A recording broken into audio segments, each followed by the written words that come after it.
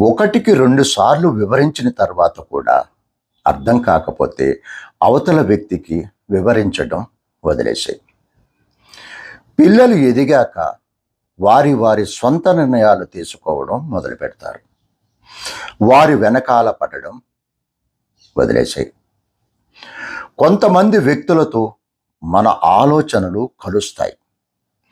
ఒకరిద్దరితో connect కాకపోతే అటువంటి వాళ్ళను కూడా వదిలేసాయి. ఒక వయసు తర్వాత ఎవరూ మిమ్మల్ని పట్టించుకోకపోయినా, లేదా మీ వెనుక ఎవరైనా మీ గురించి తప్పుగా మాట్లాడుతూ ఉంటే గనక దానిని మనసులో పెట్టుకోకుండా వదిలేసాయి. మన చేతుల్లో ఏమీ లేదు. మీరు ఈ అనుభవాన్ని పొందినప్పుడు భవిష్యత్తు గురించి ఆందోళన చెందడం వదిలేసాయి. మనలోని కోరికకు మన సామర్థ్యానికి మధ్య చాలా తేడా ఉంటే ఆ కోరికను కూడా వదిలేసాయి.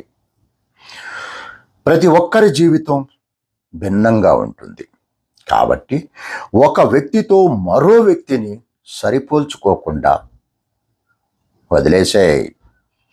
నేను మంచి స్నేహితుడిగా అనిపిస్తే సరే, లేదంటే నన్ను కూడా వదిలే మిత్రమా. వృద్ధాప్యంలో జీవితాన్ని ఆస్వాదించండి. రోజువారీ పేరుకుపోయిన ఖర్చుల గురించి చింతించడం వదిలేసాయి. ఈ సందేశం మీకు నచ్చితే సరే, లేదంటే సీరియస్గా తీసుకోకుండా వదిలే మిత్రమా. ఏమంటారు? అవునంటారా? కాదంటారా?